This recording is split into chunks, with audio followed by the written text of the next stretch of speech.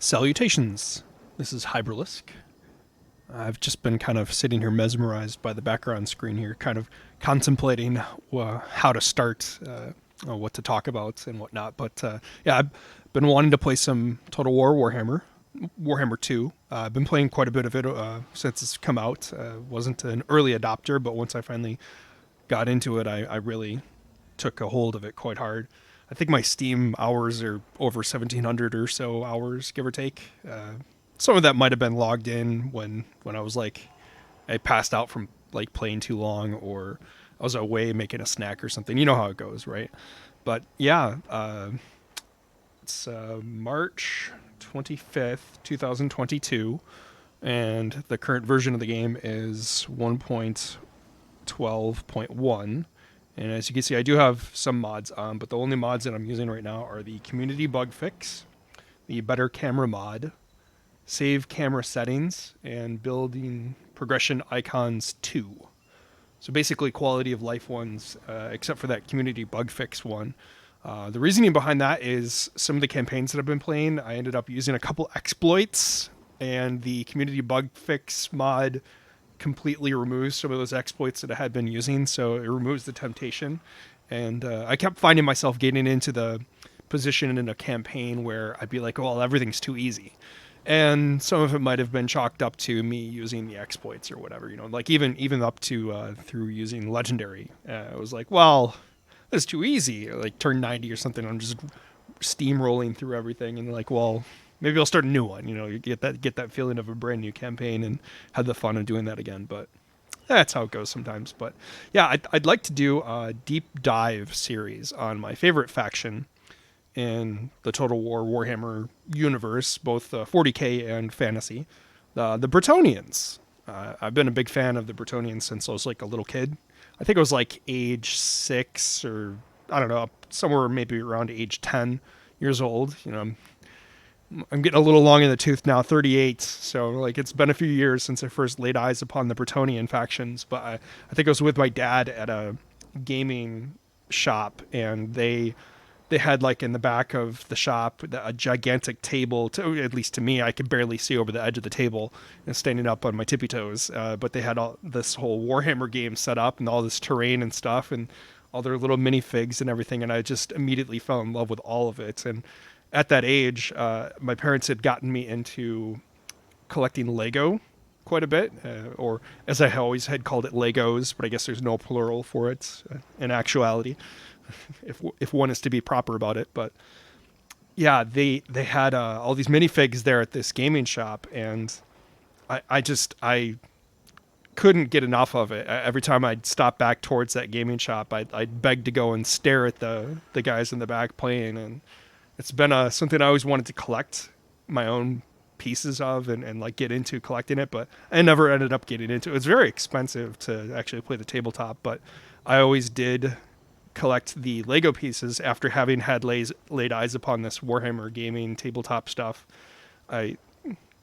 I sort of like fashioned my own Lego collection with the idea that I can represent what I saw with the Warhammer stuff there. And I made my own little pen and paper strategy games based on that, and some of the other games that I was playing on computer games and stuff like that. And similar to the rule sets with those pen and paper games with Axis and Allies and a few other board games and stuff over the years. At any rate, my goal today is to start a little intro into what I'd like to try to do, as I had just mentioned a little bit ago, about doing a deep dive into Bretonnia. And I've been a huge fan of knights and castles and stuff like that since I was a little kid as well. I think my mom read St. George and the Dragon, the like graphic one, the kids book one, to me when I was like a little kid, and I've loved knights and shining armor and stuff like that, and fighting dragons since then. So it's like it's very up my alley, and all the Legos that I had collected too. There were like the castle themed ones are always my favorite. The Foresters back in the 1980s, and just so much fun. So yeah, I might as well get into it instead of just staring at the start screen and rambling on. So as I had said, Bretonnia, I'll keep going on about it, but quite a few legendary lords to pick from, and believe it or not, through almost the entire time of the 1,700 hours plus that I had played for Warhammer 2, it's been Strength An honor. playing with the Bretonnian faction. I've mentioned that to a few people online, and I keep getting chastised. We're like, I can't believe you do that. Like, why would anybody stick with one faction this whole time? Like, well, I just really like them. Like, it's like my last name is England, like the country. So I always just loved castles and knights and stuff. And this is like totally not France plus England. I love that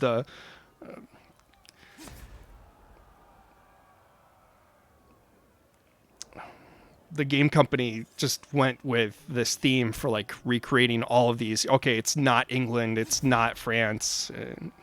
The empire is not the Holy Roman Empire. Like,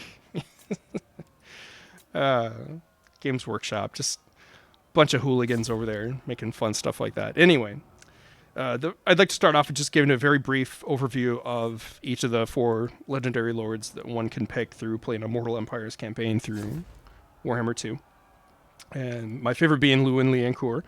And his faction effects, if you pick him as your starting legendary lord, you get 10% increased movement speed for all characters, heroes and lords. I think it's super, super useful, highly underrated. There's a few other legendary lords that I think get that same effect. Like, I thought that one of the dwarven ones did too, and I know that Karl Franz does from the Empire, but it's that alone makes him like top tier for me, in my opinion, for a legendary lord pick.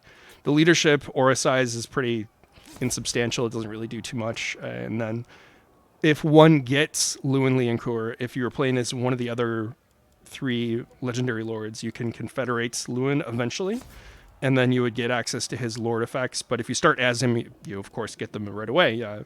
The chivalry plus 10 stuff, like that doesn't do anything. Like it's you get so much chivalry with the way that you play, or if you mirror what I'm doing for the strategies, that it's like whatever. Oh, thanks. Say 10 more chivalry, boy. I'll add that to the pile. Yeah, it's just by the turn 90 to 100-ish, when I'm stopping my campaigns, I have like 6,000 chivalry. It's like, what are you going to do with it? I wish there was some other way to spend it, right? And that's with me spending it on other unchivalrous things once in a while. Wink, wink, nudge, nudge. But yeah, you get some other buffs against various other factions. And this other passive ability, the Blessing of the Lady, I think it's a holdover from Warhammer 1, where basically anybody can get access to this Blessing of the Lady. So him having that listed as this Lord effect doesn't really mean anything. He doesn't get it any more or less than any of the other lords, even the generic ones. I guess the Fae gets it more often or something, but it's not... okay, it is listed under her, but at any rate. So it's been stated by a few other content creators that Lewin Liancourt, the Bretonnia main faction, has a pretty easy start. I think they have a little bit more of a challenging start, in my opinion. They're at war with a few pretty dangerous factions, or at least they're potentially able to be declared war on by a number of other potentially dangerous factions, primarily Norska at the beginning. They can be dealt with, sure, but it's just annoying. And you can't really go and retaliate and effectively take their territory to the north because it's all inhospitable or uninhabitable climate, so it's not really worth taking. It's the quote-unquote red territory for anyone not familiar. It's just huge negative modifiers for building stuff over there, and it's more costly, and your replenishment rate's terrible, and that's one of the only weaknesses, I guess, for Bretonnia. All the other stuff that I've loved about them from playing the campaigns over and over again, I do admit that their replenishment rate's pretty terrible. Having the Fae Enchantress, she gets the casualty replenishment rate, which is always nice too, but I just love Lewin's start. Very good access to a lot of highly valuable terrain, or territories and provinces. Marienburg itself being my all-time favorite province in the game. So moving on, just a brief overview, much faster about Bordelot Elberic. Yeah. Elberic the generic. He was buffed and remade over a little bit when they did an update for Bretonnia over the years, and he's significantly better than he was at the beginning of Warhammer 2, but he was always kind of like, I'm going to sit at home and be the economy guy. I think Tariff, the YouTube content creator there, he's made some really, really funny videos and stuff over Bretonnia over the years, and yeah, he's kind of a meme among the community of those in the know. But his faction effects are pretty lackluster. It's a very, very minor increase from the income from trade tariffs. It's very insignificant bonus there. The +2 recruit rank for Bretonnia Knights is okay. Later on in a campaign, you're going to get them. You'll have access to Bretonnia Knight recruitment really high level anyway, and they only max out at level 9. So like you recruit them at level 7 with any of the other 3 legendary lords. So getting them for like it's not impactful, not compared to like the 10% movement rate or the casualty replenishment rate from the Fey Enchantress. So the recruitment duration reduction for the Bretonnian Knight units, it's okay. It's okay. Might help for global recruitment would be the biggest impact for getting the access to the lower tier knights much faster rather than having to wait the 2 turns for global recruitment. You get them in 1 turn instead. I am the Fae. And I never fail. as opposed to Lou and Lian, who are... Blessings of Sorry for the sound effects and the voice lines in the background. I'll stop jumping around like that. Elberic has less factions that he's at war with, or potentially at war with less dangerous factions. It'll take longer for him to be under threat. So he has a much safer, more secluded start compared to Lewin. He hasn't met any of the Norsekins to begin with. He's at war with the pirates, but they're off in the south and it takes a while to get to them, and they usually won't even bother coming towards your territory unless you're really, really weak and you've lost some battles or something. So you were at war with Musalan to begin with, to the north, and they're not a big threat. It's a single minor province, and they have a pretty decent army to begin with. But even your starting army, if you set it up right, you can definitely beat them early. Sometimes you start off with one of those naval treasure events right next to your starting spot with your main army, and you could take that even on legendary difficulty. You can take any of those out with your starting army, barely, but you can still do it. So it's like you start your campaign turn 1, you get 20,000 gold maybe. It's a pretty strong start. There aren't a lot of great expansion opportunities for Bordelot compared to Lewin. Lewin gets access to, like I was saying, Marienburg, and you can get there with any of the Bretonnians to get to Marienburg. That's my holy grail, is to get to Marienburg. But Elberic's got less terrain next to him that he can safely move out. Going to war with any of the other Bretonnians, other than maybe the Fae, isn't really advisable. So it's kind of a weird place to be at. You're like, well, where do I go? Going too far away from your home province to go for some tasty lands that's outside of Bretonnia means you're going to leave yourself exposed at home. So, but then you're like, oh, well, I guess I'll just leave an army at home. It's difficult to afford multiple armies, one for offense, one for defense, in the early game without more territories. And it's difficult to get those territories. So it's just kind of an annoying start. You kind of have to sit around until you can end up confederating one of the other Bretonnians near you. Or maybe Musalan will take out Lyonese if you let them. And then all of a sudden you're like, oh, well, come and liberate Lyonese. And you just never get the terrain back. Anyway, his Lord effects, whenever he's confederated, or if you start as him, they're okay. He has some pretty strong faction-wide buffs through his personal tech tree, his skills and whatnot.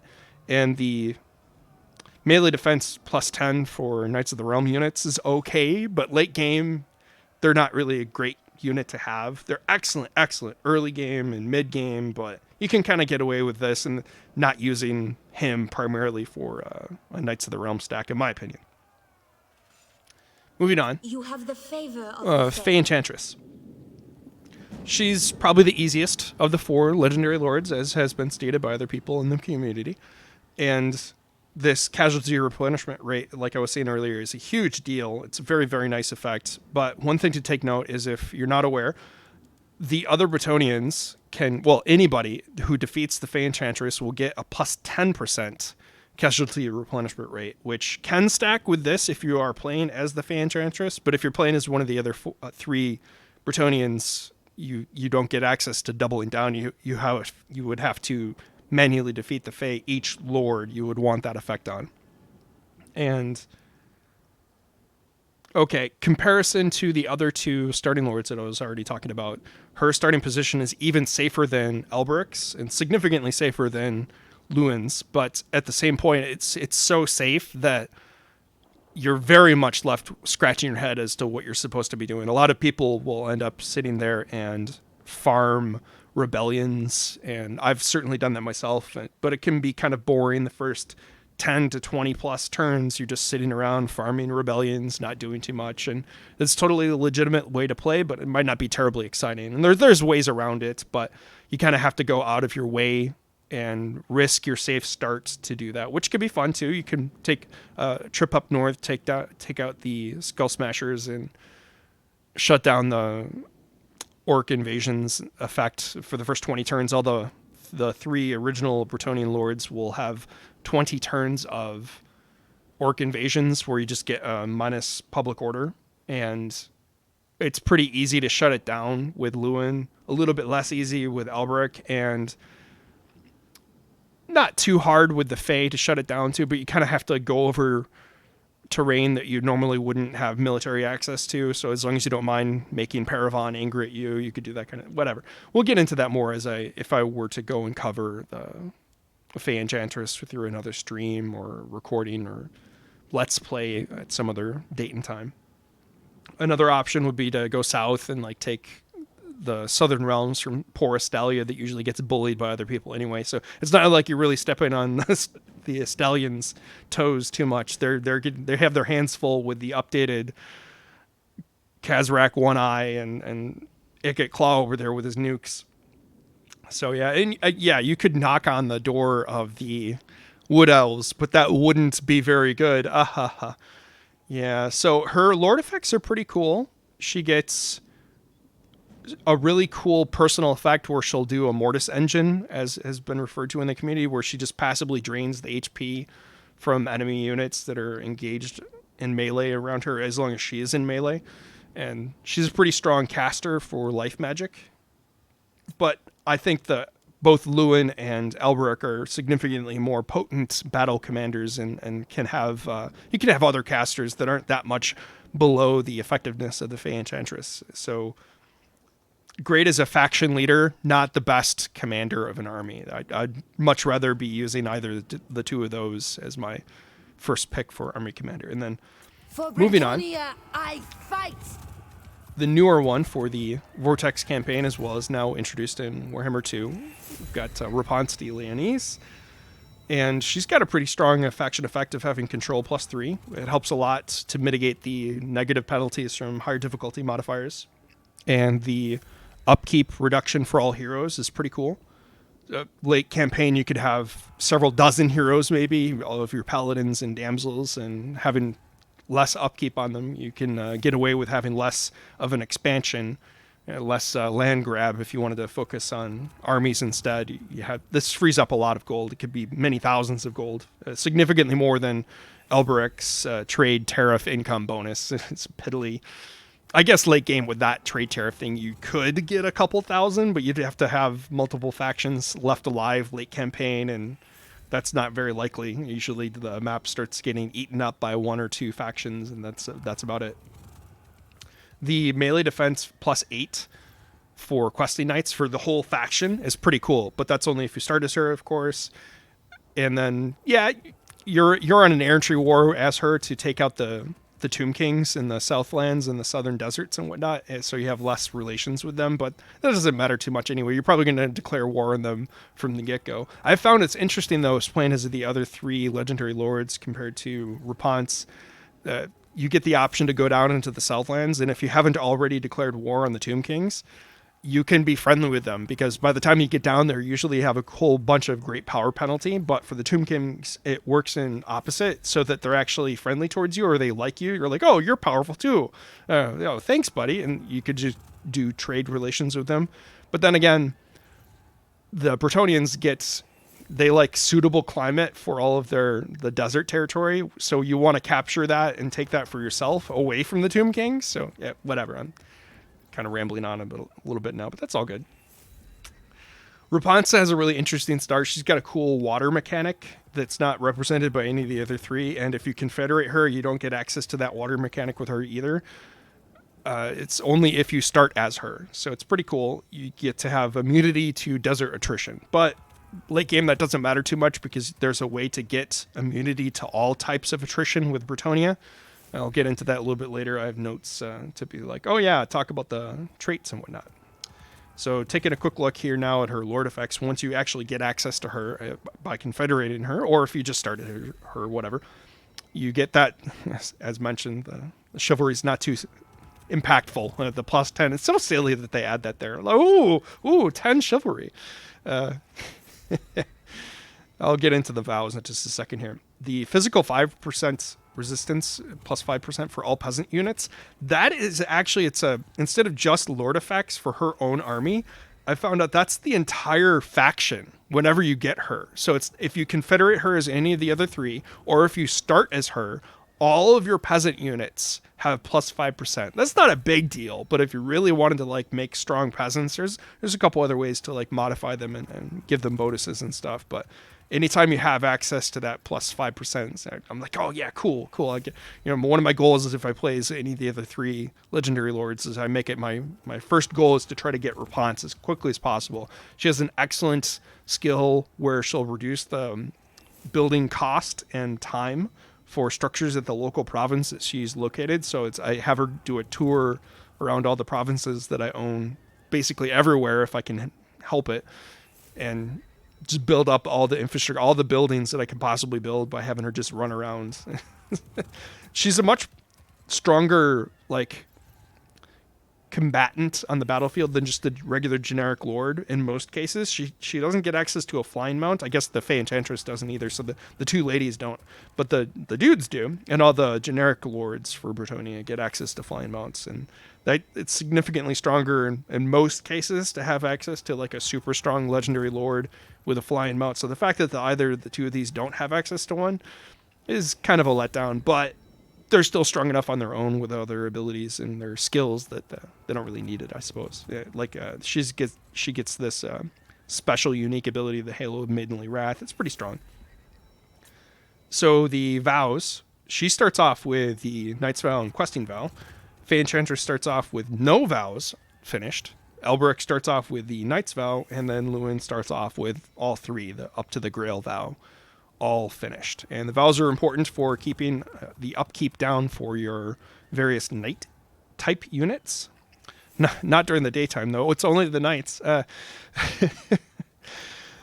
But I'll get into that a little bit more as I go into the next section. So, like, as you can see here, as I've been rambling and talking on about all these factions and everything, that I do typically play on very hard legendary. But I have been practicing on legendary difficulty, and it's just annoying. I hate the battle camera realism mode. I hate the fact there's no mini map. The auto saves are kind of annoying, kind of problematic in my opinion. I don't mind like not save scumming or save scumming. I don't care about that either way. I like being able to save when I want to instead of having to wait to get into a battle or something. So it's just more annoying than anything else. So the strategies that I'm going to be discussing, I've tested them enough where I believe that they can all be used effectively on Legendary, and that it's not important to play in Legendary. I want to play and have fun, and I'm going to play on very hard. And then Legendary, Chaos Invasion. Out of all this time that I've ever played Warhammer 2, so far, I haven't made it to a Chaos Invasion. So usually by that time I feel pretty strong and able to handle pretty much anything, and I understand it through looking it up that the Chaos Invasions can be quite substantial. So maybe we'll have to change my mind about that later, or recalibrate my thought process towards what difficulty I have the Chaos Invasion on. But for now, I'm going to just keep it on Legendary, and we'll just see if I can get a campaign to that point and see how it goes from there.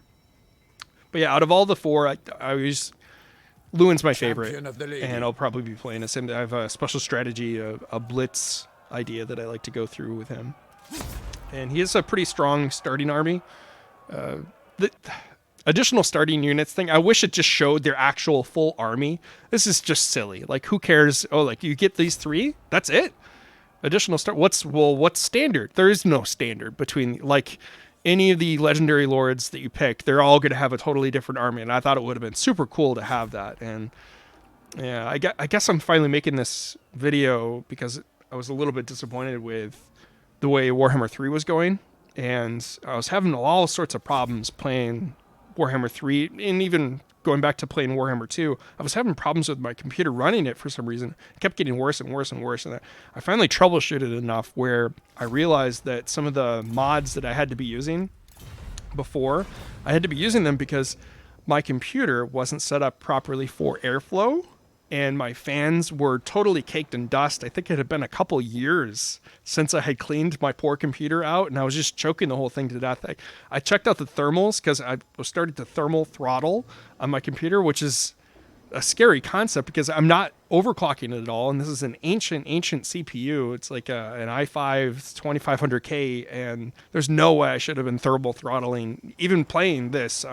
And I was playing it on the lowest settings with mods to reduce some of the graphical effects and stuff. Like, and yeah, I had the terrain detail on high, but that's a pretty minor effect from memory, and it's more of a memory hog than anything else. And my RAM was fine.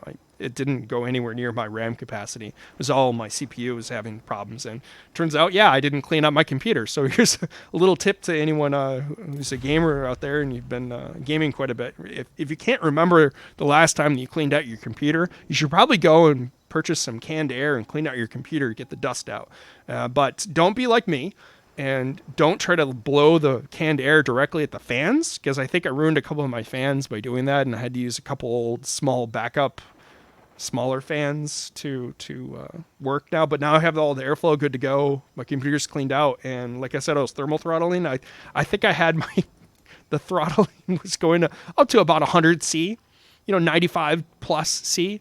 And by doing all the cleaning, I was able to use none of those graphic mods that I had been using previously to play in Warhammer 2. I was able to take all of them off and just play the more of a vanilla base version of the game, plus the graphic settings that you saw there. And I'm now getting an average of 60 C. So it makes that big of a difference, just getting the airflow of the fans pointed in the correct direction, getting the dust out of one's computer, that's all the temperatures that I was getting at. You could almost fry an egg or maybe cook a steak or something. Not really. Nah. But you get my points. Anyway.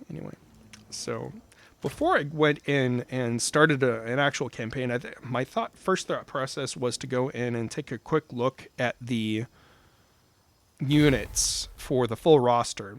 And I thought it would be useful to just do this whole spiel that I've been going on and on about here as more of a general introduction to what my plan would be for this series, as I intend it to be a quote-unquote deep dive into Bretonnia and all that. So figured I might as well leave this be as an initial, people that are more familiar with all this type of content probably would have started snoozing or logged off or checked out of the video quite a while ago. But in case you're newer to this or just wanted to listen to me go on about this stuff that I'm so excited about, then I invite you to stick around and enjoy the stuff with me. So, yeah, just a very quick overview of each of the different entries here, and then I'll be finishing this up. So we'll get started here with the Lord. Every army that you control in the campaign, you need to have one of the lords controlling the whole thing. Older Total War games, you would be able to have just separate troops move around without, and like a single unit of peasants could go and join up with an army or something. But now they all have to be controlled by a lord, and only one lord can be in each army. And the army can have a total of 20 units, counting the lord. So 19 units in addition to whatever lord you pick.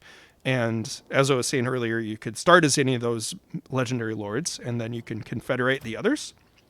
And in the case of Lewin Leoncourt, I'll get into that one later. If you start in, might as well mention it now. If you start as one of the other legendary lords, Lewin will be out there on the grand campaign map, and he will be able to confederate any of the other Bretonnian factions. So any of the other minor ones, as well as the other legendary lords that you haven't played as. And he's the only one that can do that. So if you start as Lewin, that's one of the other reasons I like playing as him. So I don't have to worry about Lewin taking over my stuff, because I will be playing as Lewin.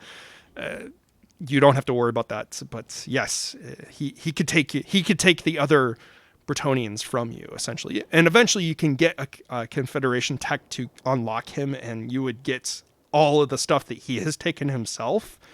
So it's fine in the long run, but the longer it takes for you to get there, the worse the skill allocation could be from the way the AI picks the skills is pretty poor, not optimized at all. I think there's mods out there that can maybe adjust it a little bit, but it's kind of a shame that Creative Assembly hasn't gotten around to adjusting that for the vanilla base game. It would have been nice to either respec the skills, if there's a respec mod out there, but they didn't add that to the base game. And I don't feel like messing with the balance too much, other than I guess I'm playing the community bug fix. But anyways, I digress. Back to the topic at hand. So the lords commanding an army, if you just pick the generic regular lord, they're pretty cheap in the campaign, and they come with a mount. They come with a barded warhorse, and their speed's pretty good. Leadership's great, armor's great. They have bronze shields, and the shielding, for anyone not aware, it's 35% missile block chance. So anytime ranged units are shooting at anything with the shields, they'll have a much harder time hitting them if they're attacking towards the front facing of that unit or to the very diagonal front sides of the unit. But anything from the side proper or behind the unit, any missiles will be able to hit them 100% of the time if the attack lands. Everything's that's got a missile attack has an accuracy related to it, and just a dice roll basically to see whether or not that attack will land. Similar to how the melee attack works compared to the melee defense. It's just a dice roll. But yeah, 75 speed's pretty good.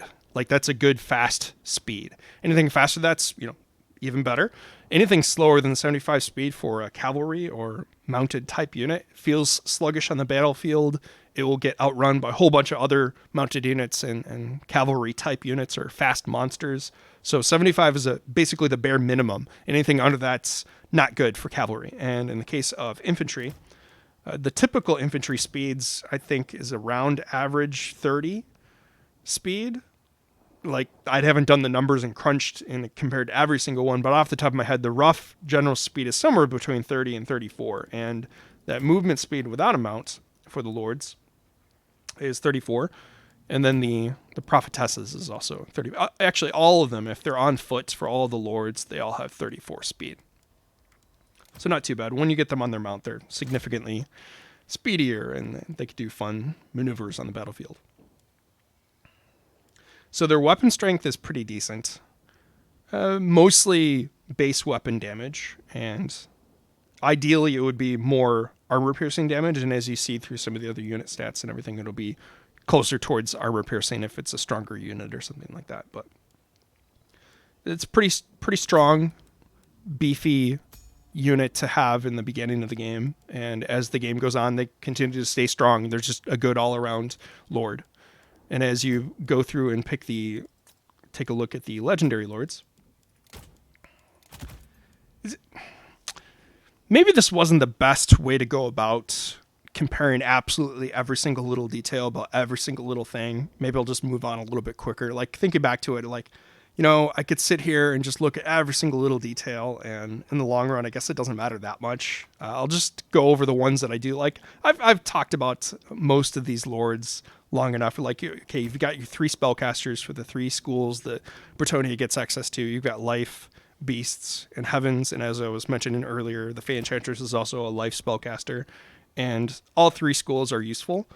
The most powerful, I would say, in this case is definitely life magic, and beasts is probably the least desired, but it can still be useful, and it's not a bad school of magic to have, unlike some of the other factions in the game where they get magic users that are not useful at all. All 3 of these can be quite useful. So the only legendary lord that has like proper spells is the Fey Enchantress. All 3 of the others are more of like a melee focused lord or lady. In the case of Rapunzel, even though Rapunzel has like that Halo of Maidenly Wrath, it's not really a spell. It's just a cooldown to use in an explosion type ability. So anyways, moving on to the heroes, just briefly, the paladins, super useful. They get access to this guardian ability, which is 15% physical resistance to anything that's around them that's a lord or a hero. And it applies to themselves, and it can also affect other paladins. That doesn't stack, though, so you can only have the one effect on at a time. It's a permanent thing, so I guess it's a redundancy if you have multiple paladins around one another. It's super useful, though. It's always great to have a paladin. They make great pals. Anyway, So we've got also hero spellcasters that mirror the Lord versions, the prophetesses. And these damsels are the same schools of magic that are available to life, the beasts and the heavens. And they're pretty effective. They don't get a flying mount, which is unfortunate. So I guess the only ladies in the whole Bretonnian roster that get flying mounts or an access to a type of flying mount are the prophetesses. They get access to the Royal Hippogriff. Or, I'm sorry, Royal Pegasus, the Royal Hippogriff. That would be the dudes, the lords and the male legendary lords. It's also on this multiplayer list. You have Felix and Gotrek, and they're characters you can get access to in the campaign through a random events will pop up, and you can get them. And for those in the know, like, yeah, they're useful, but they're actually quite a bit less useful for Bretonnia because Bretonnia does not have supply lines. And one of the best parts about having the Gotrek as a lord, I don't know why he's listed as just a hero here. I guess you can use him as a hero multiplayer. I don't play that much multiplayer, but he's effectively a lord in campaign, and he doesn't have army upkeep for himself, or he doesn't increase your supply line, so you can use him as sort of a quote-unquote free army. But for Bretonnia, since the lords that you recruit don't increase or affect supply, there is no supply lines at all for Bretonnia. It's like, whatever, you could show up and help or not. They only stay around for a few turns anyway, and there's no skill tree that you can do stuff with. Unlike all these others, you can go through this intricate skill tree and get cool things for them. These guys don't have anything like that. They're just cool on their own, and they're great. And apparently there's cool stories and stuff that I haven't gotten into and read any of the books on behind them. But yeah, they're great characters, but yeah, whatever. Last character here to talk about briefly here is the Green Knight. It's pretty weak in the current meta, in the current version of the game. Back in Warhammer 1, he's apparently fairly strong. He's got pretty decent stats, and it's weird where he doesn't have any armor here, but he's a ghost, basically, and he has high physical resistance, and I guess he permanently also has this Blessing of the Lady, so he effectively has 75% physical resistance at all times, so long as his leadership isn't broken. And anything that does magical damage will completely ignore that, and he just gets totally decimated by any of that. But as long as there's no magic damage around, he'll be able to stay around and fight for quite a while in battle. But he takes up a slot in your army roster, and you could have had that slot filled with any of your troops that can get experience over time, or your heroes, or something like that to you grow them over time. Whereas just like Gotrek and Felix here, the Green Knight doesn't grow, and he has a limited timer duration. Once you summon him, he's only sticks around for, I think it's 25 turns. I can't remember that off the top of my head. Somewhere between 20 and 30 turns. Back in Warhammer 1, I think I used him a couple times, and he was only like less than 10 turns or something. So I'm glad they added a extra timer on him, but it's pretty underwhelming. You're like, oh cool, I'm going to put equipment on him, and then he goes away. Or same thing with Gotrek and Felix here. If you put equipment on them and they time out and you don't take the equipment off, you lose it. When you resummon any of these guys back, you can get Gotrek and Felix back. I believe they lose their equipment. I know for sure the Green Knight does. I've tested it on him, and I think I tested it back on them, but I kind of forget whether or not they retain their equipment. I'm pretty sure they don't, but it's pretty disappointing to find stuff like that out. Anyways, the Green Knight has a permanent mount, so he'll always have that, and like it's represented here, you can't even click. Yeah, he has a special ability where he gets a damage buff for a short period of time. It's not that impactful. He regenerates in forest, which is pretty cool, and he can move through trees, so he's like an unbreakable too. He's good. He's good. I should use him more in the campaigns. I usually end up using him as a scout because he's immortal, and other agent actions, as far as I'm aware, cannot eliminate him or incapacitate him in any way. So he's basically an invincible scout for me, in my opinion, most of my games that I've played with him. He's effective in the combat, but only to a limited extent, like I was saying, and I just prefer other combinations in my armies, typically. Speaking of army combinations, moving on to the infantry here, peasant mobs. They have been thrown down to the trash heap or the dump pile for so many content creators out there. People just totally avoid using them, and it baffles me. I have no idea why anybody would avoid using this unit. It's a super, super efficient unit for its cost. It's extremely durable. For its cost, its leadership is abysmal. Granted, it's just an awful unit in comparison to most of the other units in the roster, but they have 0 upkeep. You can swarm the enemy with 20, 30, 40 of these units in a battle. And yeah, you don't need that many, but doing that will let you auto-resolve battles if you don't want to fight some of them, if you happen to be farming some of the areas that I intend to show off and farm and stuff. Super fantastic unit. I love it. There's buffs for in the tech tree. They level up super quickly. They only cost 20 gold to recruit as opposed to these are the values, the costs, the 100 and 250, all these numbers here. That's for multiplayer. I'll go into the campaign and briefly show each one of these two.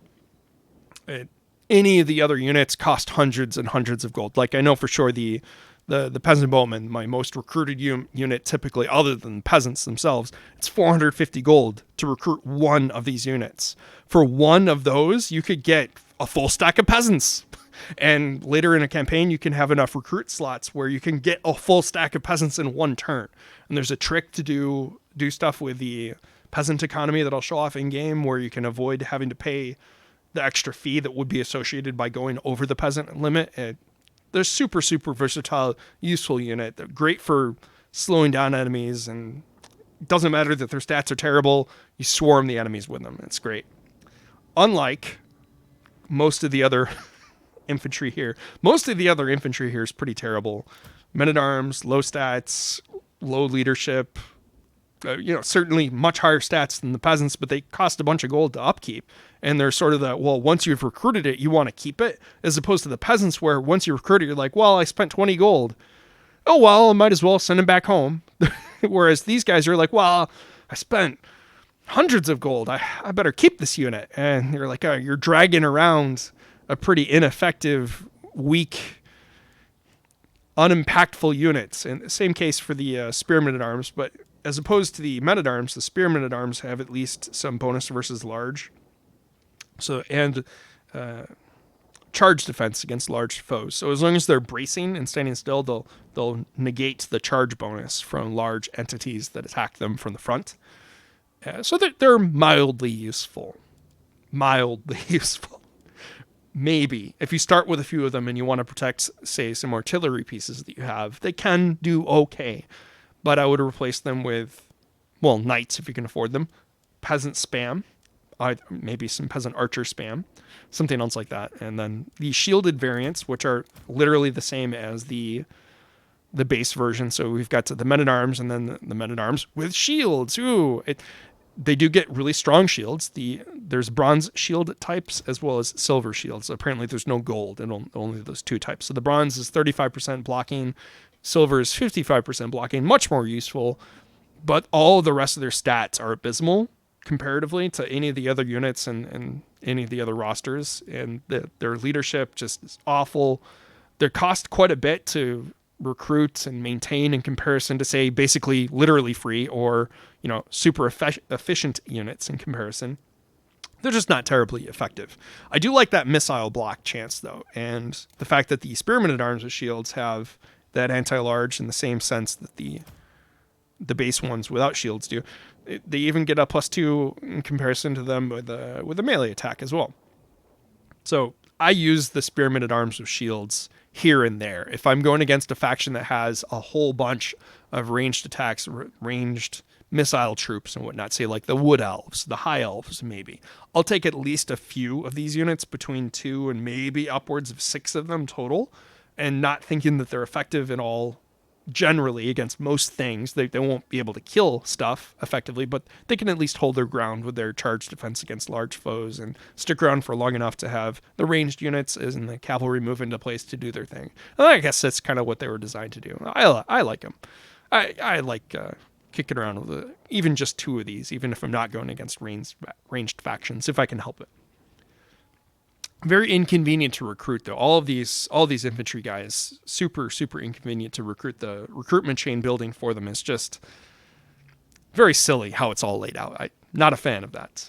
However, I am kind of a fan of the men-at-arms with polearms, even more so than the spearmen at arms, even with the shields. So they have, so I have this one selected and it's showing what the stats are for this other one that I'm hovering over. It's a pretty convenient feature why I wanted to show off the units here. So they're a little bit better stats all around.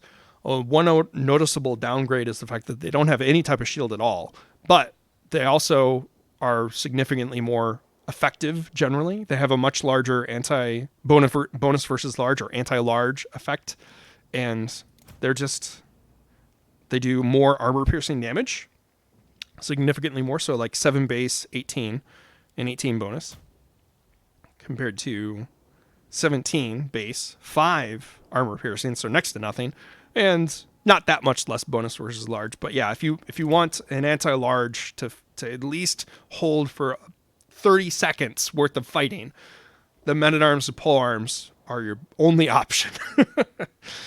So Grail Relique is awful. It's the worst unit in the whole game. I totally agree with other people's assessment of it.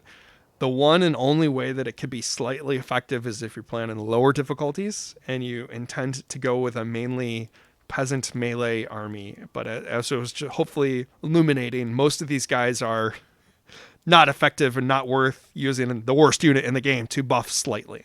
The reason I say he's the worst unit in the game is this is the main selling point of this unit is that it gives a 55 meter range aura for increased leadership and immunity to psychology, so they won't get feared or terror routed as long as this is affecting units. And it's not very good. I mean, these guys have 50 leadership. Plus 12 only brings them up to like maybe close to what some of the other basic infantry are for other factions. And it's not worth burning a slot in your army just to have one of these kicking around it generally. And then the only other, the immunity to psychology thing, it's one of the features of the next unit that I'm going to discuss here, the Battle Pilgrims. They already have immunity to psychology so long as the frenzy is active. And mind you, this frenzy won't last for anything longer if their leadership drops below 50%. So you won't have access to the immunity to psychology forever, but you don't need it to have that access to everything else forever. All the other units in the roster attack effectively enough and much more effective at their roles in general that all you need to have these guys do is just sit there for a little bit, soak up a little bit of time, distract the enemy for a little bit, and then everything else should fall into place and your army will smash them with a hammer and anvil or superior ranged firepower. And I find the Battle Pilgrims are, if you're not facing large units, which use your men-at-arms to hold them back a little bit with the men-at-arms, they can do that effectively. Battle Pilgrims, general purpose infantry. They're like, okay. They have bronze shields, so not as good as those shielded versions of the basic infantry, but they're not expendable, so they don't rout. Well, I guess the expendable nature of the lower tier infantry is nice in the sense that if any of these expendable troops rout, they won't cause a chain reaction routing for the other units around them. But at the same time, it's like these Battle Pilgrims are not going to rout any time in the first few seconds of combat unless they get hit by a big nuke spell or something. They have 80 leadership compared to 50. Very substantial. And yeah, I guess if you really wanted to run around with the Grail Relique, you could increase that a little bit further, but 80's enough. 80's sufficient. Most of their combat stats aren't that great, so it's like this extra 10% armor piercing weapon damage, plus 10% base weapon damage, and there's some techs and stuff that you can boost their damage a little bit further in the tree, skills from lords and all that kind of stuff. You're only boosting a 25. You're only boosting a 6. So that's not substantial. The nice part though is that 10 melee attack. That's pretty decent. And then immunity to psychology, so they won't run away in the first few seconds of fight, where some of these guys really can. Like if they get, say, some undead or big scary dinosaurs attacking them, they'll run to the woods. But yeah, Battle Pilgrims, they're convenient to recruit because you always want to build the building that they're built from, and I like them quite a bit. So I'll run with between 2 and 4 of them, typically, in an army if I have other support features in place. Like I'll usually run around with a cavalry army, which is just knights of varying types and qualities, and then a ranged central army with a couple melee units to just give a little bit of a buffer, in addition to the lords and heroes giving those chances to hold back the enemy hordes. Last unit we'll discuss for the base units here is the terrible, terrible foot squires. As bad as the Grail Relique is, I kind of feel like the foot squires aren't that much better.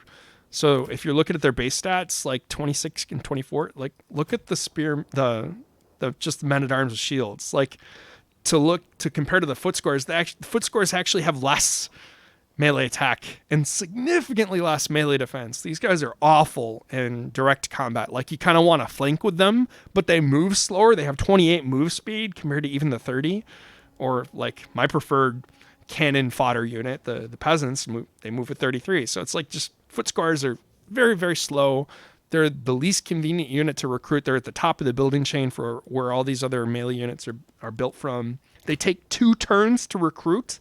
They have a pretty high upkeep. You could pay for like almost a knight compared to these guys. They're just awful. Like they do okay weapon damage, and they get a bonus +9 versus infantry, which equates to any of those bonuses either versus large or versus infantry equates to a higher melee attack associated with that value.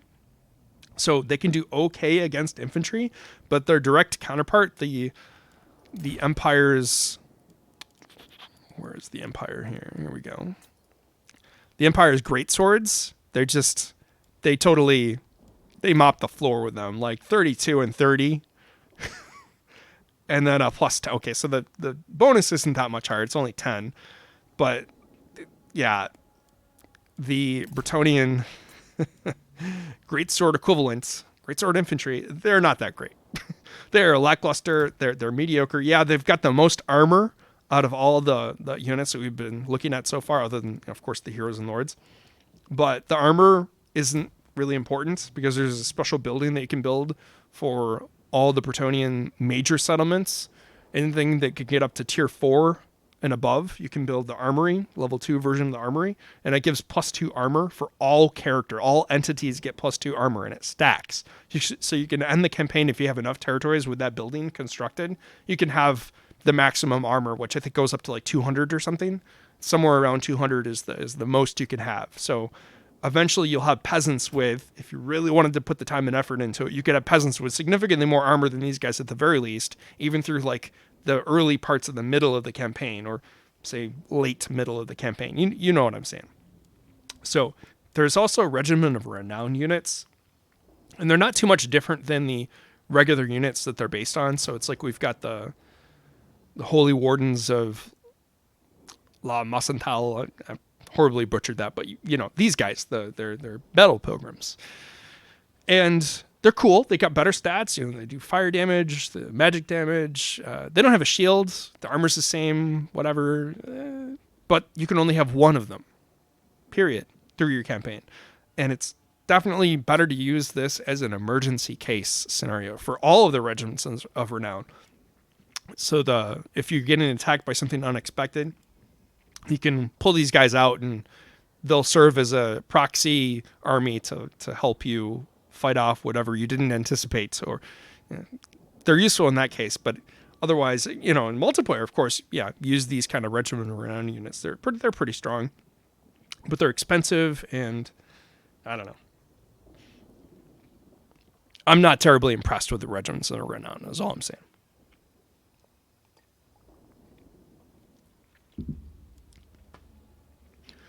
Kind of the same thing with the Beast Slayers of Bastogne. They're a foot squire, supposedly, but I think they're better compared to the polearms, the men-at-arms of polearms, because they're both armor-piercing, anti-large, charge defense against large foes, and relatively similar overall stats, like much better at defense than foot squires. +26 melee defense.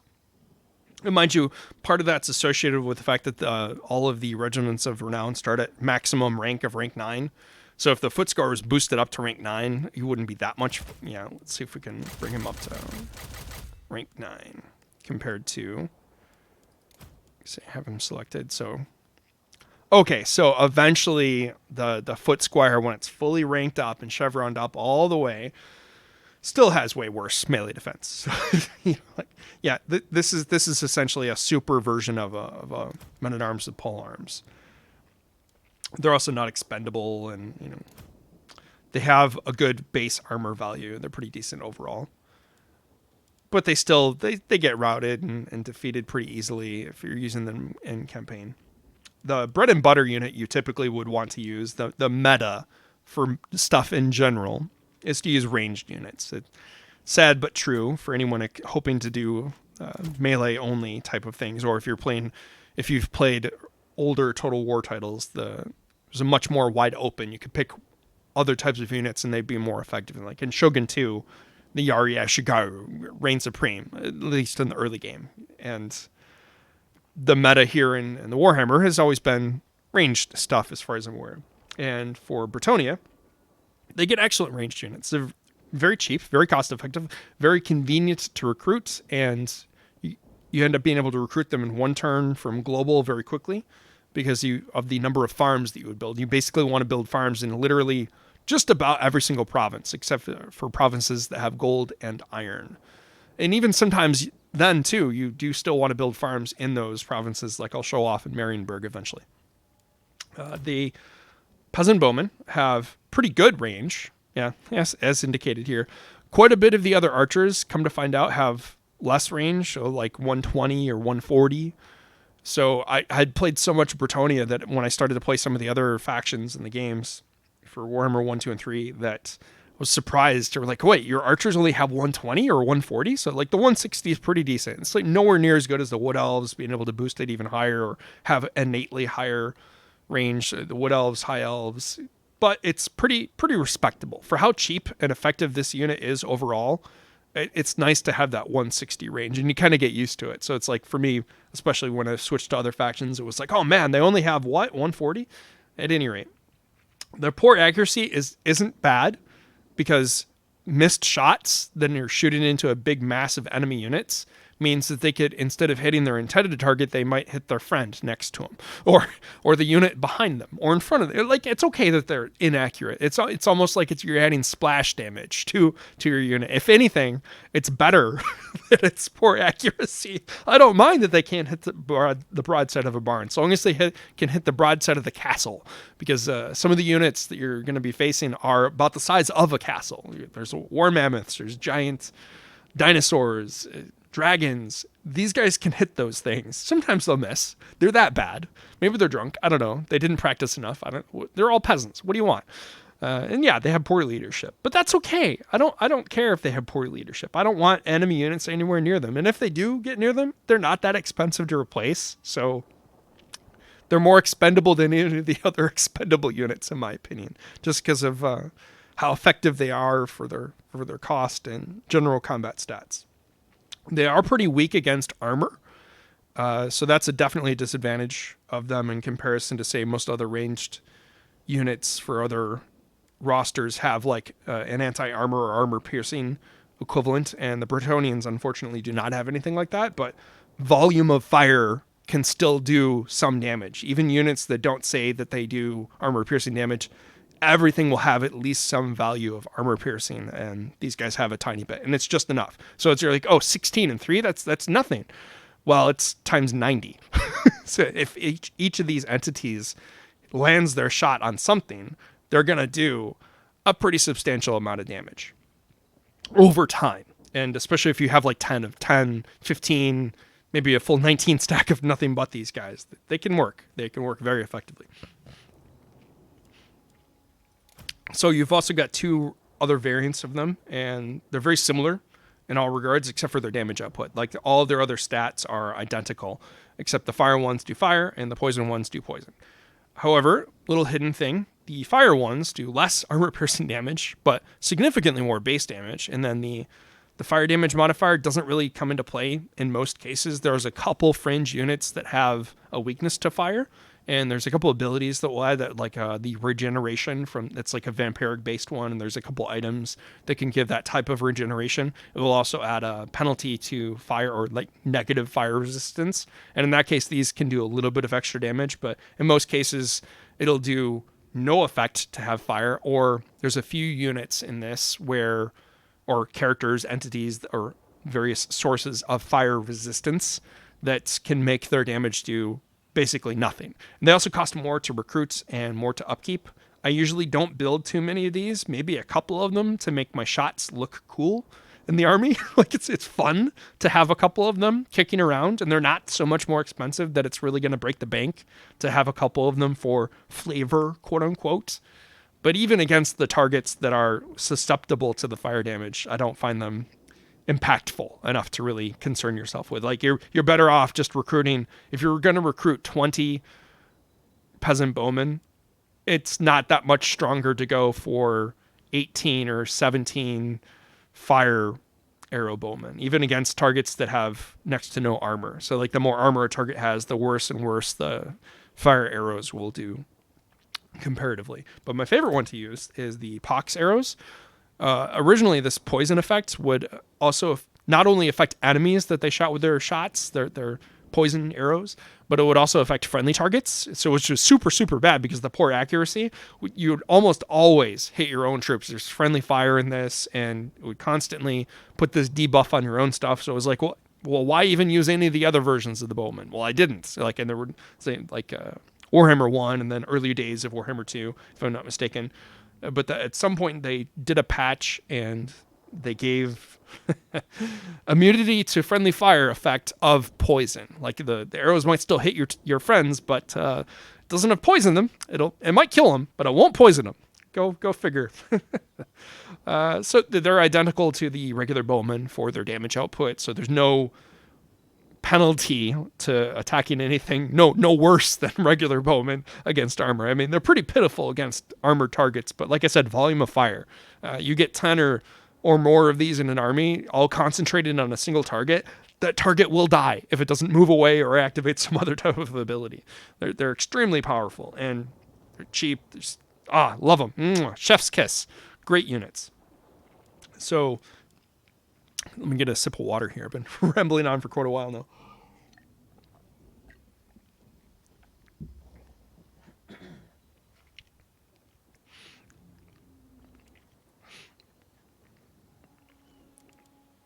Cavalry and chariots. Like, why chariots? Like that's just the section that the other armies would be indicated under. There aren't any chariots for Bretonnia unless you want to count the Grail Relique, which I certainly would not. I mean, it's a couple of peasants carrying around the corpse of a holy knight, and closest thing that Bretonnia has to a chariot.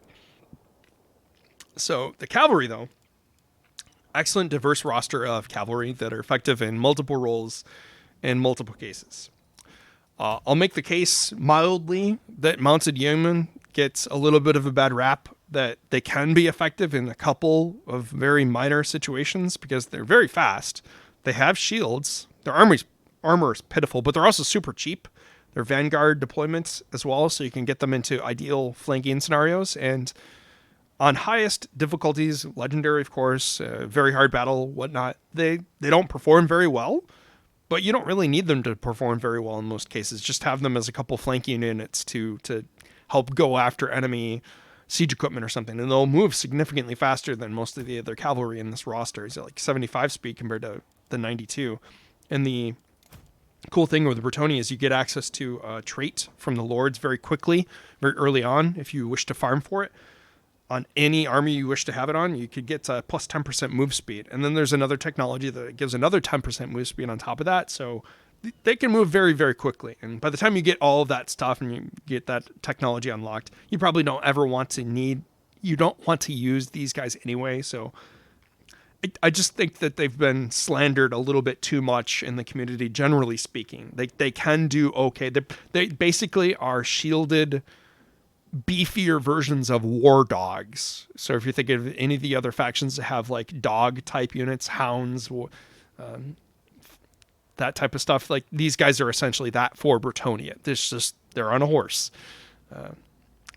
Not going to get a lot out of them, but their charge bonus is pretty decent. I don't know. Like I need to use them in my campaigns a little bit more. I'm not going to go out of my way to do it, but I know that they can perform better because I've seen in Warhammer 3, I was playing a lot of Kislev. And I rather enjoyed the Kislevite dervishes. Anticity showed off some campaign with Kastalton, and I was really impressed by some of the maneuvering that he was able to pull off with the seemingly flimsy and weak Kossovite dervishes, and I was like, well, wait a minute, Bretonnia's got something like that on the works too. Like, oh boy, I'd like to see how effective that unit could actually be if I used it under the right circumstances. But anyways, I digress. Generally not a very useful unit, but you'll be building the structure that this unit is recruited from in a lot of cases, so you can have access to this very early if you wish to. And before getting access to the knights and getting the vows sorted out, I think that this unit can actually perform pretty effectively if you wanted to play around with it on lower difficulties, or you just wanted to get a little bit of a flavor.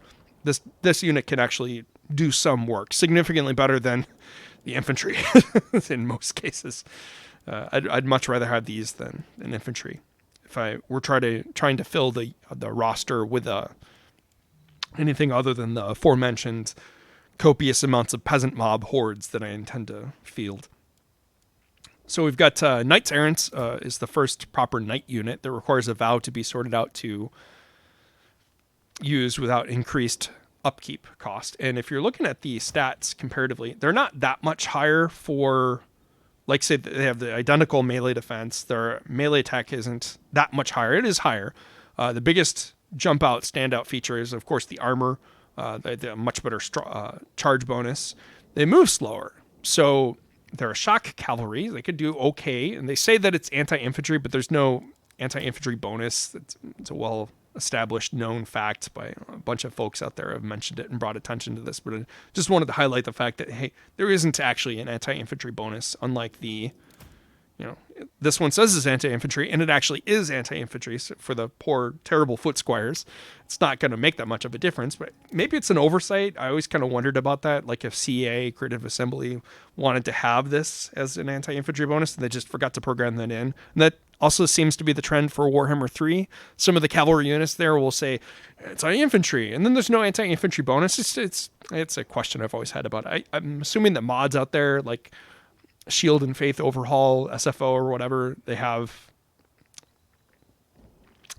maybe they'll add actual anti-infantry for some of the cavalry, but whatever. These guys don't have that. They have okay stats, and they have the same move speed as a lot of the other cavalry. So it's like they feel like they work effectively on the battlefield, but they won't last as long once you actually do the charge. You do the charge, you get a charge bonus for, I believe it's 13 seconds, and it slowly dissipates as closer and closer and closer to the end of the charge bonus duration of that 13 seconds. So like first couple seconds, you get that full, 54, that gets directly added to their attack value as well as their weapon strength, and gets added to the weapon strength. I believe it was stated, by Zerkovich, that the value is shared as a percentage based on, like, if it's more weapon-based damage or more armor piercing, it'll share that ratio for what the charge bonus is applied for. So if you have a charge bonus with an armor piercing unit that favors more armor piercing damage, because all units have both base and armor. It's just one will shift one way or the other. The more armor piercing damage you have, the better the charge bonus will actually end up being. In the case of especially the Questy Knights, we'll get to. Super, super fun to have the charge bonus in effect, but the charge bonus doesn't last long. And cavalry has a problem in Warhammer, and I guess the newer Total War games in general, where it doesn't really interact well with the entities. They kind of get stuck and loose. A couple entities will get stuck in an enemy formation, and then the entire unit will, even if you command it to go somewhere else, the unit will be like, oh no, I've got to go back for my buddies, which, I can respect that. That's cool. Like, don't leave any man left behind, whatever. But at the same point, it makes the unit, as you're playing the game, really annoying to use. Any cavalry unit, whether it's a monster, one of these Bretonnian ones here, they just all suffer from that same problem. And there was a cavalry beta to supposedly fix that, and I extensively played the beta. I didn't find that much of an impact from the changes that they said. Like, they changed the weight values and unit mass, entity mass, and the way that things collided, and they wouldn't get the charge bonus if they collided into other things that were friendly first, which was actually kind of a nerf. If anything, to have cavalry beta made things slightly worse. So I don't know. I just kind of shrugged my shoulders at the whole cavalry thing. It's one of my favorite things to use in any of the Total War games, and it's very fun to use even in Warhammer, but it's certainly nowhere near as effective as I think the tabletop version of Knights would be. I always imagine Knights to be more effective than they actually are in the battlefield, and that we see here in Warhammer. Total War Warhammer, that is. But yeah, they're good. They're kind of expensive for what you're getting. I think like Knights Errants, they're certainly better than the Mounted Yeomen. I'd much rather have them generally. Much more robust with that extra armor and stuff, but they're kind of expensive to recruit unless you get some modifiers to bring it down, which certainly get access to later on. I'm going to skip over the RORs for now. But they're much, much weaker than compared to the next unit in the roster, the Knights of the Realm. Knights of the Realm, fantastic unit. Another one of those chef's kiss moments. They get a bonus versus large. Where they actually are anti-large as opposed to the supposedly fake anti-infantry, which they're not actually anti-infantry, but their base stats aren't that much better at a glance compared to the Knights Errant, but that bonus versus large makes a huge impact because there's so many enemy anti-large units, monsters, enemy cavalry. A lot of lords are large just innately, and then almost every single case where a lord goes onto a mount, that lord then becomes large if it wasn't already large to begin with. Like even all these Bretonnian ones, as soon as you put them on a mount, they're all large. And these guys can do well against large units. They're kind of like early mid-game units. They're armored. They have a shield. It's a bronze shield. They move fairly fast. Not that fast, but not that slow. They're good. They're cheap is the best part. They're pretty easy to recruit. They're tier 3. And I love them. They're fantastic. Back when I was using the little exploits that I intended to use this community bug fix mod to avoid succumbing to the temptation to use it, I would field massive armies of these because they would have no upkeep. And it's very silly to get to that point to play them for that reason. But yeah, their armor piercing value isn't that great. So that's one weakness that they do have. In most other cases against large units, they'll perform exceptionally well. However, if you want armor piercing, these guys are for it. Yay, the questing knights. They don't have a shield. They have a shield on their back on the model, which is weird. They just don't want to use it. They also have another sword on their shield. I think that's also shared with the foot squires, where they have a shield but they don't use it, and they have a sword in that shield that they don't use. They instead use a big two-hander sword, which is fine. Use whatever sword you want, but it's just weird to me. Like, maybe they should dual wield the swords. That'd be weirder. Maybe not. I don't know. As long as they don't decapitate the horse, which, if you're looking at the animations up close and personal, there's some silly stuff that goes on where weapons go through entities and they should do things that they don't, and, well, whatever. It's a fantasy game, right? Yeah. Okay, so in comparison to the Knights of the Realm, the best general purpose mid-game cavalry, these guys have much better overall stats in most cases, except, a little bit less armor, no shield, a lot less of a charge bonus, but they do a lot more piercing armor, or piercing damage in comparison. So like the Knights of the Realm, 9, a pitiful 9. These guys, 36, like that's hefty. They'll chew right through. So like anytime an armor piercing attack lands, it's guaranteed damage that will completely ignore all of the armor, as you would think, the etymology of the terminology. Yeah, so very effective. However, they're significantly more expensive to maintain. Well, not that much, but the price point of these guys is starting to get to the point where like you'll notice it. Like if you have like 4 to 8 of these guys and you're paying full price for them as an upkeep from the Knights of the Realm, they'll be kind of cost effective. You're like, oh yeah, these are great for their cost. Whereas these guys, they feel a little bit less good for their cost. And the biggest downside to me, in my opinion, is the fact that they take 2 turns to recruit. And in global recruitment, that equates to 4 turns because it doubles whatever the recruitment time is for the unit. So, they're nowhere near as bad as where I was kind of looking down on the poor foot squires. They're significantly better. I mean, for one thing, they move fast. Like the foot squires, the pitiful 28. But yeah, these guys move at the same speed as all the other basic cavalry units for Bretonnia. Super, super nice. They feel fluid on the battlefield. They'll rip just about anything up that's not physical resistance or stuff that's they don't do as well against large stuff, even with all that armor piercing damage and better like melee attack and melee defense. I find that usually the Knights of the Realm perform a little bit better against large targets because that bonus gets directly applied, like I was saying, to the melee attack. So a little bit less convenient, and generally by the time you get access to, because I think they're tier 4. No, are they tier? Yeah. I'll have to look at the tech tree when I go into the game again and to give it another double check. But by the time I would want to be using these, I also have access to the other stuff that's later in the tree, and I feel compelled to use the other stuff that's later on in the tech tree or the unit roster over these guys, and that these Knights of the Realm will usually perform well enough, and that annoying 2 turns to recruit thing just, whatever. I've got enough peasants where I can kind of, get by with Knights of the Realm in most cases. That I don't need to sit around and wait for the questing knights, typically.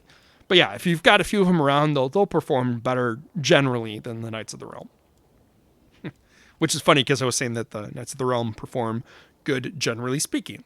These guys perform even better, but have some disadvantages. So also Bretonnia's got some flying units. Might as well move on to that one next because it was the next one in the row. The Pegasus Knights. A lot less entities. So like this number here for the entities. So 60 for all these other cavalry units. These guys jumped down to 24. But they're sort of a monster because they're horses. Aren't horses, they're Pegasi. They're the winged horses of fantasy and lore and stories untold. And they've got some pretty good stats. They're pretty close in comparison to the concept of the Knights of the Realm, where they're anti-large, and they get a lot more weapon strength. But it's also instead of 60 models, it's only 24, so the multiplier effectively is lower. And sometimes these mounted units, there was a change to the way that flying entities worked in general, where they used to be significantly stronger and more effectively, but now they kind of like sit above their targets sometimes, and they don't always engage, especially if there's fewer targets to interact with than the number of entities in this unit. So if there's anything less than 24 targets to go after, or maybe even close to that, so like anything less than, say, 40 entities left, sometimes your unit will get, some of the unit will get engaged in combat and some of it won't. In most cases, I found that the Pegasus Knights have difficulties with larger units. They work more as a harassing unit, and in most cases that I've used them with their excellent speed and the fact that they're flying, I can use them to push away AI-controlled ranged units, and very, very useful in that regard. They'll die very quickly in a sustained melee combat. You want to get them charging in and flying back away as quickly as possible. As I was saying earlier with that problem with cavalry units, it's even worse for flying units in general, flying cavalry in this case, where if your unit gets stuck into an enemy unit, it won't be able to disengage and get away. And then they'll constantly try to go back and help their buddies that are stuck, which is very honorable, very respectful, especially for Bretonnia.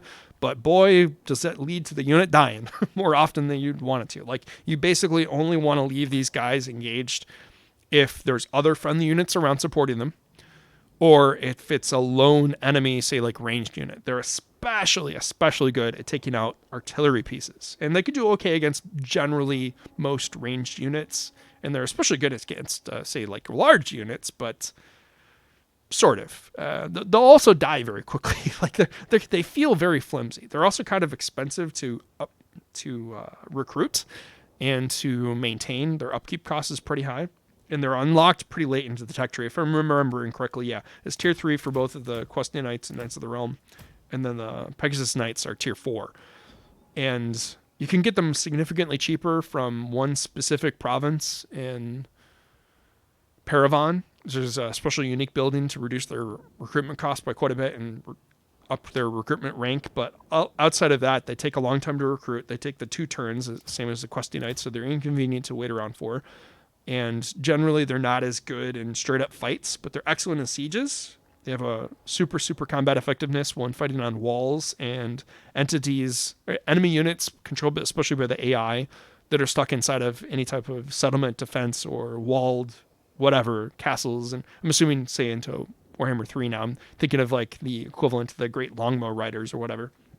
they can get at enemy units that are inside of defensive positions very easily, especially if they're isolated, and they do very, very well. But otherwise, they're flimsy. They will die quickly. They don't stand up well in long engaged fights. Like comparison to their HP, so it's like 6,480.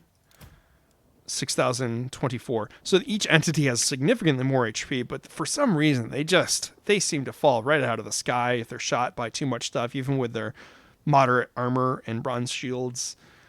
They just die fast. Their charge bonus is good though. Anyway, moving on. Grail Knights. One of the best cavalry units in the game, in my opinion, overall. It's been stated by other people in the community. I love the fact that they have perfect vigor, and that's something that the other lords can all get access to, as well as the paladins. And the perfect vigor allows them to stay fighting longer. Whenever units running or attacking something using one of their attacks, like say a bowman shooting their arrows, or whenever units engaged in melee combat, they'll slowly lose their stamina or their vigor, as in this case, as it were. Terminology. And the lower their vigor goes down to the exhausted level, starts at fresh and active and winded and so on and so forth. The lower that goes on that meter, the poorer their stats will be. They'll move slower. They'll have lower combat stats for melee attack, melee defense, I believe. That kind of stuff. So any unit that has a perfect vigor is just runs around all day long, can't stop, won't stop. Just excellent speed at all times, the best combat stats at all times. So it's like these Grail Knights are definitely strong in that sense. They're also extremely expensive, and they require the Grail Vow to be finished, where I was saying earlier where like some lords don't start with any, like your generic lords won't start with any. Alberic starts with the Knight's Vow. He has to go and get the Questing Vow and then the Grail Vow to get them cheaper. The Fey Enchantress is weird because she gets a special modifier where she doesn't have to pay the full upkeep. She essentially has the upkeep cost reduction for the Grail Vow type units, but she doesn't have the Grail Vow finished, and completing the Grail Vow doesn't give any other bonus to her either later on. Whereas Lewin, he gets all of them for free. He's cool like that. And Rapunzel is sort of in the middle, where she can get to the Grail Vow pretty quickly.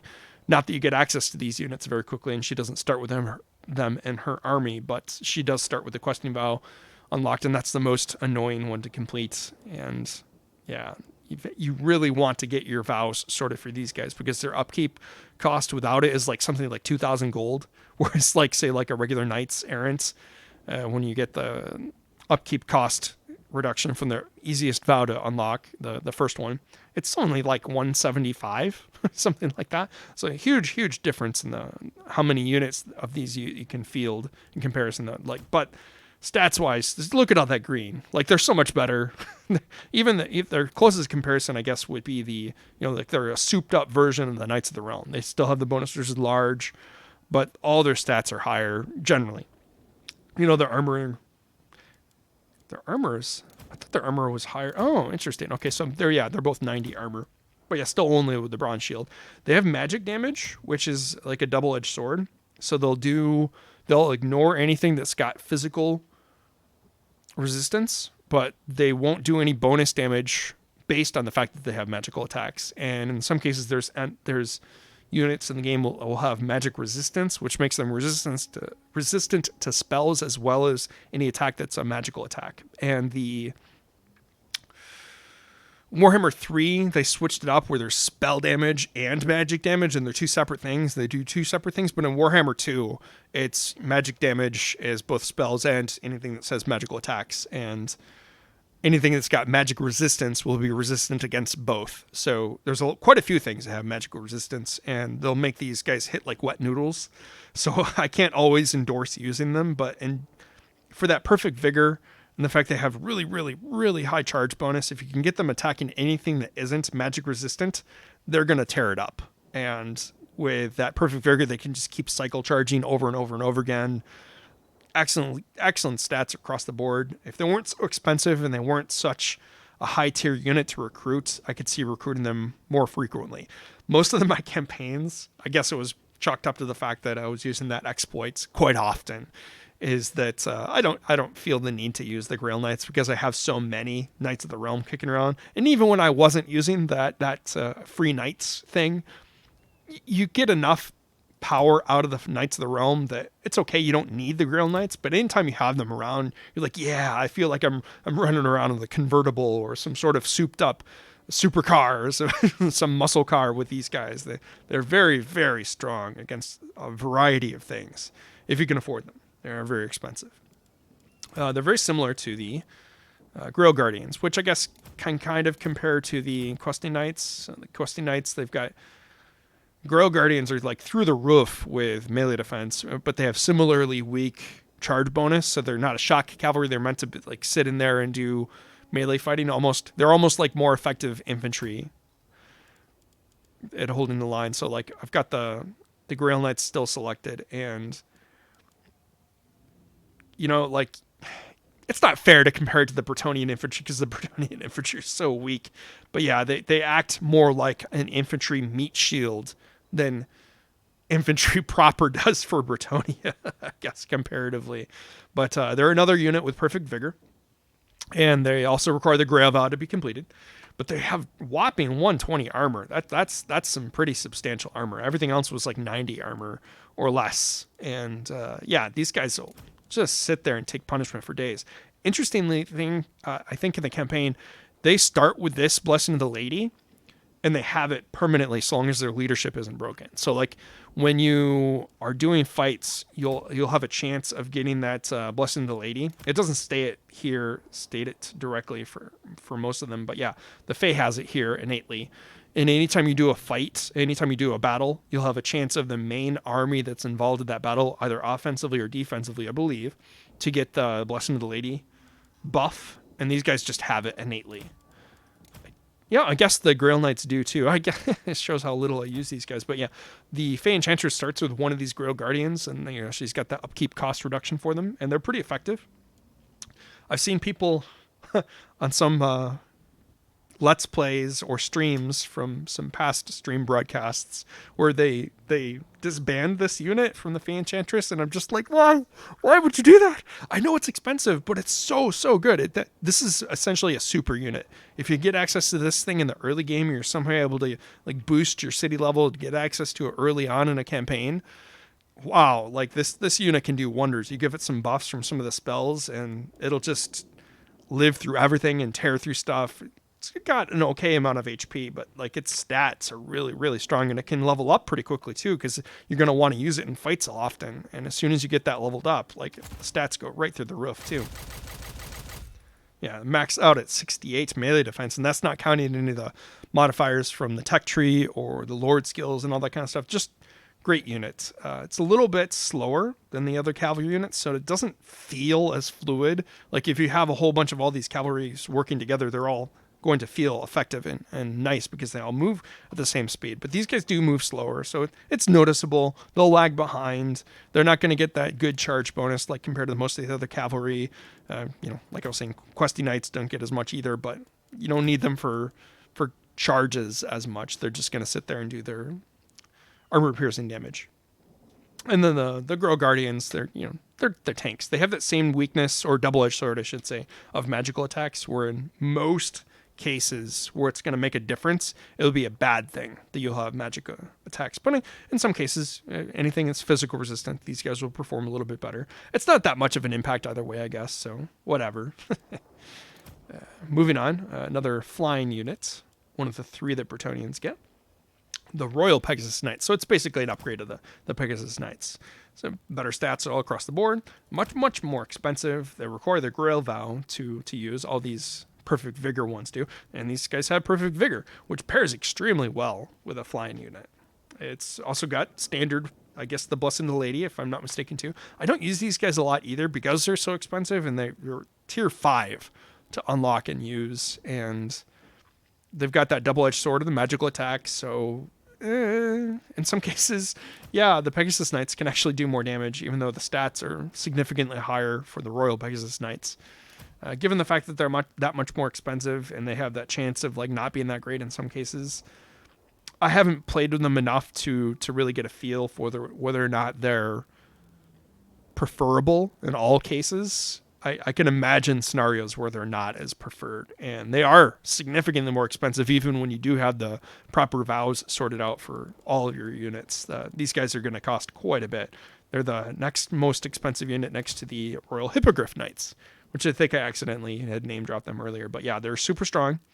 As other people in the community have mentioned, they are the only Doomstack unit for Bretonnia, and yeah, I guess they live up to that fact. Like, there's only 8 of them, and they have over 1,000 HP each on ultra unit size.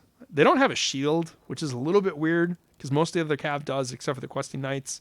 And I think the models, they are using a shield, and they're super high armored. I guess the hippogriffs themselves are so large that it doesn't matter that the knight that's riding it doesn't have a shield. But whatever, they move a little slower than either of the other Pegasus Knights, and they don't have the perfect vigor like the Royal Pegasus Knights do, but boy, their stats are better. Like, take a look here. So much more weapon strength, 74, compared to the 61, but a lot of it's armor piercing, and you don't have that double-edged sword effect of the magical attacks. So super, super strong unit. I have used a few of these. I've built a few Doom stacks, and by turn 90 in the campaign, you're rolling around with a couple of these Doom stacks of nothing but this plus a lord or maybe a damsel and a paladin or something. Nothing can stand up against it. It's silly, especially once you start getting the techs for them and you level them up, and they're going to live through just about everything. So when you get that max chevron, the stats will look something like that before the techs and the skills come into play, and man, they tear through stuff, and they're very easy to heal with healing magic. They're the only monster effectively the Bretonnia has, except unless you want to count the Grail Relic, which you really shouldn't. But yeah, super strong unit overall. Also has Siege Attacker. It's the only other unit other than Siege that has Siege Attacker. A lot of the monstrous units for the different factions will have Siege Attacker, or maybe you'll get a mount option for some of them that will have Siege Attacker. And in this case, yes, technically the lords, any lord that can access a Hippogriff gets Siege Attacker. And also, I've been looking at this Bretonnia roster. If you start as Rapance, you also get Henry Le Massif. He's the unique legendary hero, and even if you confederate her, you can get access to this guy. And he also has, once he gets his Hippogriff mount, let's see, he can get a Hippogriff, and normally paladins only get access to either the Barded Warhorse or the Royal Pegasus. So yeah, the Hippogriff Knights, super, super effective for having a Siege Attacker. Effectively, that allows you to attack on the same turn that you initiate a siege on a walled settlement, whether it be major, minor, whatever. You would have to have some sort of source of a Siege Attacker, and these guys would give you access to it. So even just rolling around with one of these guys, if you want to play for a flavor army, I think is useful and fun and cool, because cool, I've got the Hippogriffs. They came from Paravan, yeah. Typically, that's where you're going to want to recruit them, because if I'm not mistaken, they take, 3 or is it 4 turns standard to recruit them? That's recruiting them directly. Recruiting them globally, I think it's 4 turns minimum. I'll have to double check. And usually I'm rolling around with a whole bunch of the cavalry buildings later on in the campaign when I'm thinking about recruiting these guys, and they take less turns to recruit. So it can kind of change depending on how many of those recruitment buildings you have. Every 10 of a recruitment building that you have will reduce that turn to recruit them, turn durations to recruit them by 1. Kind of the same story with the Royal Pegasus Knights. I think they also take the same amount of time to recruit as the Royal Hippogriff Knights. It's just the Royal Hippogriff Knights are much, much more expensive. And if I didn't mention it before, you do have to have the Grail Vow sorted unless you want to pay exorbitantly through the nose for these beastly guys. So it's a little bit weird that they had these missile cavalry and chariots down here instead of next to the missile infantry, but whatever. They don't. Once again, Bretonnia don't get any type of chariot, so that's moot. We do have one basic version of missile cavalry, the mounted yeoman archers, and they're great. I like them. I've used them quite a bit. They're great early on in the campaign. They don't work out so well later on in the campaign. And in most cases, for large engagements, you're better off trying to micro a whole bunch of cavalry and just have a static force of some ranged units somewhere on the map and do that kind of gameplay. Trying to juggle cavalry maneuvers as well as missile cavalry maneuvers can kind of be problematic. There's a mechanic, can't think of it off the top of my head. There's that thing that they can do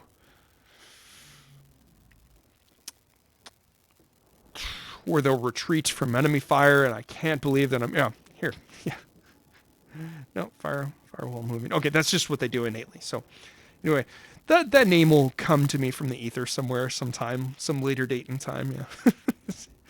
Oh, not too embarrassing. Anyway, yeah, these guys are pretty effective. Their range is significantly lower than the regular bowmen, and it's lower, I think, to my understanding, than quite a few of the other missile cavalry from other rosters, but it's still okay. There's a technology later on the tree from the campaign that you can unlock to make them boost their range by a little bit. And their Lord skill, I think there's one Lord skill that can boost it, so they can get a little bit better range. And the fact that they can fire while moving, like that's the best part. And they also have comparable stats in melee to... Yeah, so it is worse. We see a whole bunch of red over here, but compared to the mounted yeoman. But they still kind of feel like they work as flanking light cavalry units in general for melee. They can work okay in melee. Now, like I said, that I was playing a bunch of Warhammer 3, and I was trying out the Kislev horse archers. Now, those are some nice missile cavalry. Like, Bretonnians are definitely downgrade in comparison to those, if you're familiar with those by happenstance. But these guys work pretty well, and they work especially well early on in the campaign, especially if you can get access to them early.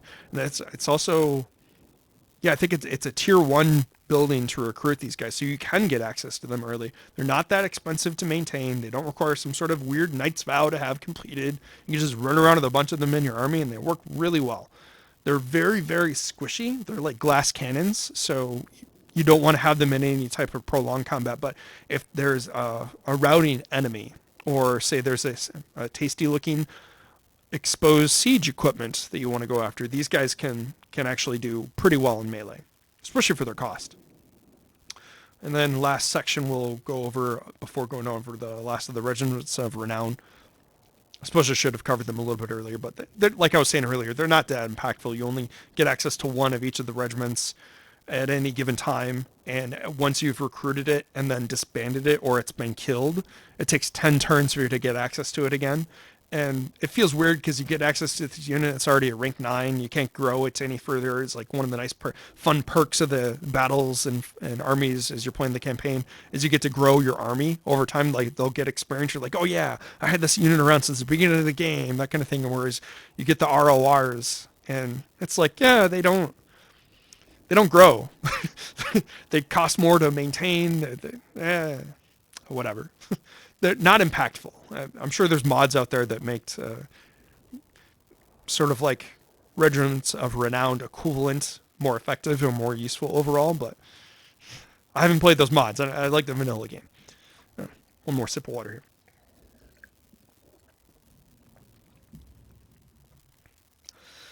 Okay, last section here, and then maybe I'll take a break. I've been at it for quite a while now. rambling nonstop. Thank you for bearing with me if you have for this whole time. Anyway, so the artillery units, pretty effective. I like them anyway for their cost. They're not as strong as our other artillery, and they're very limited in your options for what you can even field. But these field trebuchets perform pretty well, and I think I've come across a couple of people that were kind of knocking them generally. Certainly in multiplayer, I agree, they're very vulnerable, and their stats aren't that great multiplayer-wise, and they're maybe even not worth bringing in a typical army comp unless you're trying to do it for the memes or the lols or whatever, right? But yeah, like these stats aren't that much worse than a lot of the other artillery pieces, considering their cost and how quickly you can get access to them. This is a tier 2 artillery piece. Some of the other good artillery pieces, like their grudge throwers and stuff like that, they're also tier 2, and they're better, admittedly. But with the rest of the roster and considered, like, and the fact that they're so cheap to maintain and recruit comparatively, I think they're an excellent unit. They have great range, for one thing, and they're armor-piercing explosive damage. If you get like 4 of them in your army in a campaign, that's not wildly unheard of and pretty effective. You can protect them with a whole bunch of peasants or in some roving bands of cavalry, and then just have a fixed position with some catapults, or this field trebuchets, I should say. It's a catapult unit type. I was glancing over that. These guys will perform extremely well. I've gotten thousands of kills per unit on these guys in fights, legitimately without cheesing, quote unquote, cheesing as the term is used. They're just great. And then, like I was saying earlier about the siege attacker, you want to roll around with at least one of these in your army, one type of siege attacker, so you can take out the walled settlements much faster. And then there's so moving on, the blessed field trebuchets. It says that there's no friendly fire. That is not true. That's partially true. It means that the magical area of effect explosion doesn't do friendly fire. And there's like a blue powdery effect, it's some sort of magical boom effect, and that doesn't do friendly fire. But the rock that's shot out of the trebuchet, the actual projectile itself, can absolutely kill entities that are friendly. So still be careful with these, even though it says no friendly fire, like in the little tooltip, the blessed munitions would never harm the righteous. Friendly units caught in their explosions suffer no damage. But the rock will still kill you, so be careful. Comparison to the regular trebuchets, they have more ammo, and they do more damage, quote unquote, but it's sort of not true in some case. So we've got base missile damage 40, armor piercing missile damage 145. Comparison over here. 70 compared to 40, so it's higher. 270. Okay, wow, that's a lot more. Wow, what's Hybralisk talking about? Why would he say that it's a lie that the blessed field trebuchets? Well, it's all about the base explosion damage in comparison. So we've got 60 here, even though that 270. Ooh, 270. Base explosion damage 60. Regular field trebuchets explosion damage 70. Like it's 50 and 70. Well, are they different in multiplayer? Oh, okay, yeah. Just the explosions is all I'm trying to get at here is that the field trebuchets do more damage for their explosions, so they'll do more area of effect damage than the blessed field trebuchets. So the blessed field trebuchets are sort of like one of those other mixed bag things. So if you happen to be shooting at something that's got magic resistance, all of their shots do magic damage. I think even their big 270 armor piercing missile damage. I haven't tested this, so I can't confirm. I'd have to look at the stats and the numbers of the system. I'm not going to get into that here, but yeah, they don't. Their explosions, at the very least, I know for sure wouldn't be doing, because it's a magic explosion. It won't do a friendly fire. It'll do less damage against anything that's magic resistance. And then, like I was saying, I believe they do significantly less area of effect. We could test that out, but I haven't tested it out right now. I just, in my experience, the regular field trebuchets are usually sufficient. I guess you could run around with them for flavor if you want, but they cost more to recruit. They cost more to maintain. They also take 2 turns to recruit. They require a tier 5 building compared to the tier 2. And by the time you get access to them, you don't really need them, especially since you're running around maybe some regular field trebuchets that have the max chevrons. And when you recruit them, even with the recruitment bonus from the lumber mill building, you can only recruit them, I think, at max rank +2, unless if you defeat Tyrion, you can get another +1. Maybe there's some other miscellaneous landmark buildings that you can have access to that'll increase your recruit rank, but you're not going to get them at rank 9, is what I'm saying. And rank 9, anything 7 and above, if you get that Lord recruit, or that Lord skill from the red skill tree for Lord skills, you'll get increased stats on that, and eventually, yeah, you'll get all your units to that point, but you don't need to get the Blessed Field trebuchets. And it makes me angry that the no friendly fire thing isn't true. I kind of wish it was. We're playing a fantasy game, for one thing. Or maybe there's a mod out there that'll actually literally make them deal no friendly fire. But I think some of their fire is friendly. Maybe not friendly, as it were. But yeah, I think this, I've been going on for quite a while here, and it'd be better if I maybe had done some of this in the campaign so I could show what's a tier 1, what's a tier 2, what's a tier 3. It's all about where it lands in the campaign by what the buildings they are, where they unlock in the the building chains for their building trees. But I'll get into that in the next video. I think this is a good stopping point now. So if you've bared with me for this amount of time in my perhaps not so coherent meanderings and ramblings, I appreciate it, and I thank you wholeheartedly. And maybe I'll see you around for the next time that I do one of these, I hope. So that's all for now. Thanks. Later.